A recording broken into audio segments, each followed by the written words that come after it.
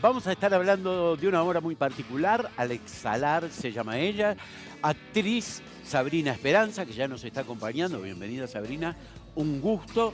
Y el abogado, y acá no es el personaje, el abogado, ¿no? Si bien el atuendo uno dice, es abogado, Martín Fernández, de Y el Sur. Bienvenido, Martín. Muchas gracias por la invitación. Un placer. Un gusto. Ahora, ¿qué es Y el Sur y qué relación tiene con esta obra? Bueno, Y el Sur es el Instituto de Estudios Legales y Sociales del Uruguay. Se fundó a la salida de la dictadura en el año 1984 y bueno, ha trabajado distintas temáticas y bueno, desde hace un tiempo venimos trabajando temas de violencia armada y a propósito de la invitación de Sabrina para poder colaborar y apoyarla esta obra nos pareció algo como muy natural porque nosotros en realidad entendemos que el tema de la violencia armada, el fenómeno de la violencia armada transversaliza a la sociedad, no es solo un tema de instituciones o de legislación, sino también hay una cuestión cultural como muy importante, entonces nos pareció como muy natural poder apoyar la obra y por supuesto estamos muy agradecidos que nos hayan invitado. Nos escandalizamos muchas veces cuando vemos lo que le pasó a Trump, ¿no? Para ir ahí nomás y enterarte que la persona o el padre del francotirador tenía más de 20 armas de alto poder en la casa compradas legalmente. Y nos escandalizamos porque realmente nos llama mucho la atención. En Uruguay, ¿cuál es la situación más allá de las armas de alto poder?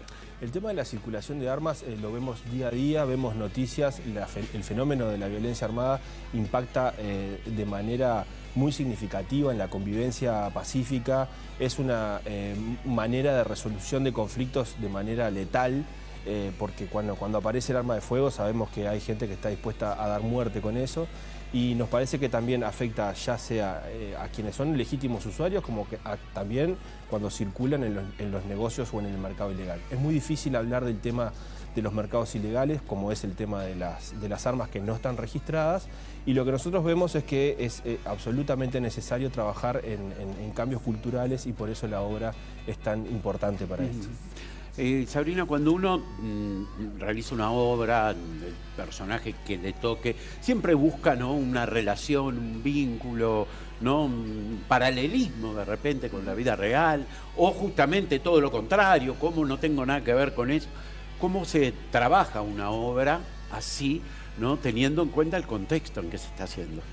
Bueno, justamente es una obra que nos interpela mucho. De hecho, bueno, la directora, que además es una amiga de hace muchos años, a ella le impactó directamente. Su hermana perdió la vida por violencia armada. El personaje de la obra es una profesora universitaria.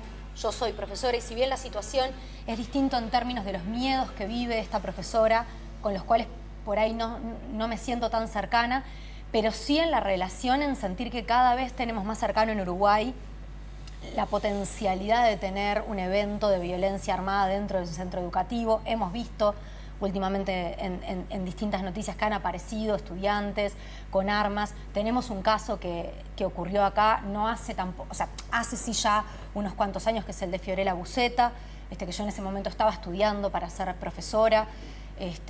Entonces, creo que como sociedad tenemos que empezar a cuestionarnos y a preguntarnos sobre este tema, cuán cercano lo tenemos y sobre todo entender esto que decía Martín, ¿no? O sea, cómo la letalidad en torno a la violencia con el uso de armas es mucho mayor.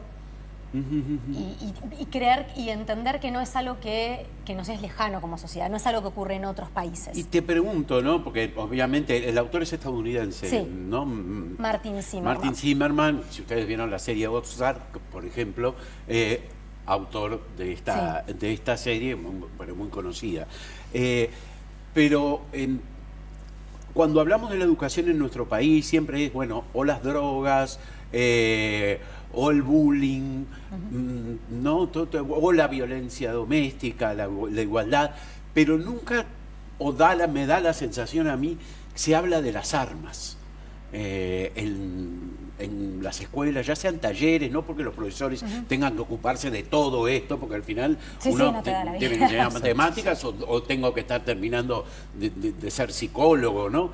Pero debería ser algo que se tenga que tener en cuenta en la educación en el Uruguay.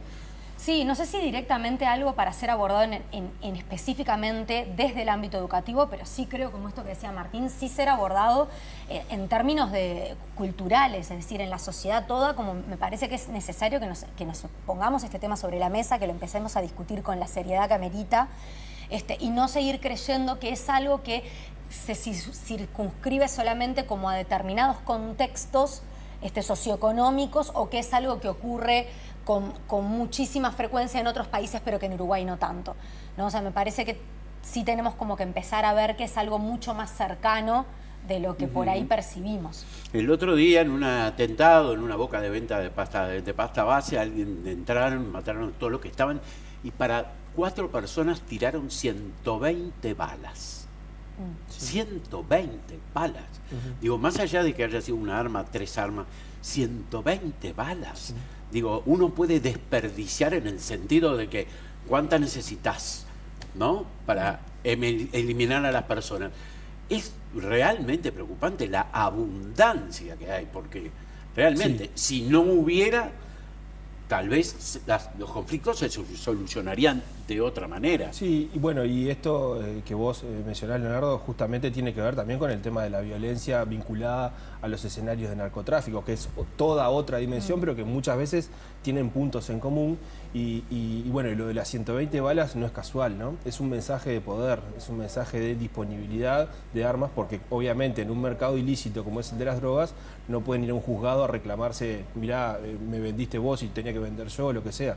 Como mercado ilícito que es, los mecanismos que usan son la violencia y está muy asociado al uso de armas. Por eso también muchas veces, como decía Sabrina, no solamente hay que llevarlo hacia un lugar de un contexto socioeconómico que tenga que ver con la criminalidad, sino que también hay que llevarlo a todos los contextos de la sociedad, porque esto tiene mayor prevalencia en temas de violencia basada en género, la utilización de la arma, también tiene que ver con la posibilidad de morir en un enfrentamiento o de ir circulando por la calle y tener que ver cómo se dispara a otra persona, como recientemente hemos visto. O sea que a nivel que va creciendo la violencia en la sociedad, va asociado al crecimiento exponencial del uso de armas como mecanismo de resolución de conflictos. Y cuanto más conflictos hay, más aparecen las armas. Entonces, desde el sur lo que hemos visto, o venimos trabajando desde hace mucho tiempo, es que el tema de la tenencia regulada de armas, los mecanismos de desincentivo a las personas que se vayan a armar, son mecanismos que tienen que estar presentes en una política de seguridad robusta.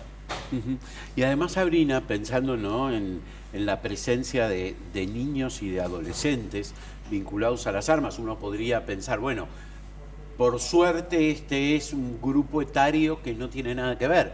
Sin embargo, hoy vemos cómo aumentaron los números de casos de niñas y niños víctimas de disparos, y otros tantos cómplices o participantes o victimarios, ¿no? O sea, estamos viendo cómo la presencia de niños y adolescentes muchas veces delante del arma y otras detrás, apretando el gatillo.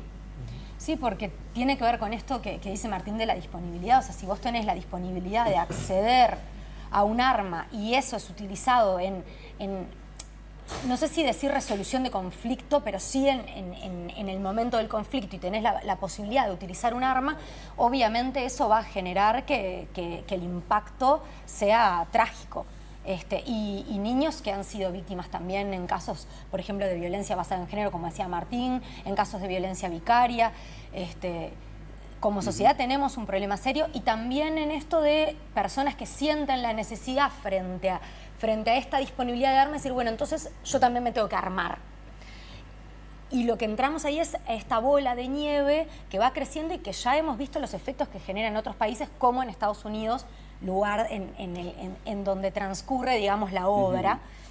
Y no hay nada más peligroso que una persona armada sin mucha preparación, más que la normal, no solo porque obviamente yo tengo mucho para perder delante de un delincuente que no tiene nada para perder, pero además me puede ser robada esa arma, porque hoy por hoy da la sensación de que hay una desesperación por conseguir armas. Sí, y más allá de la posibilidad o no del robo, por ejemplo, Plef no estaba robando, estaba haciendo un graffiti. Estamos hablando de grafitero. Exacto, y fue asesinado por un arma de fuego. Después hubo también un caso hace unos años de un padre que le disparó a la hija porque creyó que estaban entrando a la casa. O sea, las armas también generan ese tipo de situaciones en donde ni siquiera había la posibilidad de un delito, digamos. Es muy importante tener en cuenta que la circulación de armas también puede ser tanto para el mercado legal como para el mercado ilegal. En cualquiera de los dos mercados se accede fácilmente a las armas. Y yo creo que en Uruguay tenemos institucionalmente esta competencia está fundamentalmente asignada al Ejército, al Servicio de Material y Armamentos, que desarrolla una buena tarea de registro, de registrar el arma, de otorgar un permiso. El problema es que no tenemos otra repartición en el Estado, o no tenemos otra institución en el Estado que esté trabajando en esto que decía Sabrina, del desincentivo, ¿no? De trabajar, tú también lo mencionabas, bueno, ¿cómo trabajamos la idea de que la persona no vaya a armarse o no piense que un arma es una buena o un buen mecanismo para resolver un conflicto de manera violenta y de manera letal seguramente? Entonces, esta disponibilidad y estos miedos me parece que son algo que la obra trabaja de manera muy adecuada y sin, Sabrina lo puede ser mucho mejor que yo, pero sin escandalizar y sin andar persiguiendo monstruos por ahí, sino un trabajo de verdad profundo. Para redondear, Sabrina, y antes de preguntarte cuándo y dónde, también supongo yo que debe estar presente la fascinación por las armas, ¿no? Sí, sí, de hecho... Porque uno puede declararse mega, súper pacifista y igual sentirse tentado, ¿no? Hay algo que nos atrae de aquello que nos puede matar. Sí, está buenísimo que lo traigas porque justamente es una de las cosas que atraviesan a la obra, justamente de lo difícil que es el vínculo con las armas a nivel social, porque también se da esto, también se da un vínculo, porque además tiene que ver también con la fascinación con el poder, ¿no? O sea, un arma tiene que ver con el poder también. Entonces, eso está atravesado también en la obra. Perfecto. ¿Cuándo y dónde? ¿Y en qué horario? Bueno, ahora vamos a estar en el Teatro El Galpón, 7, 8, 14 y 15 a las 20 horas. Y el 8 también vamos a estar teniendo un conversatorio después de la función que va a ser abierto a personas que quizás no pudieron ir a la función, pero para que puedan estar con YEL Sur, y donde, bueno, la idea es como poder entablar un diálogo entre la obra y nuestro contexto nacional. Sabrina, Martín, un placer tenerlos aquí. Muchísimas gracias. No, gracias a ustedes. 7, 8, 14 y 15, Teatro El Galpón, Alex Salar.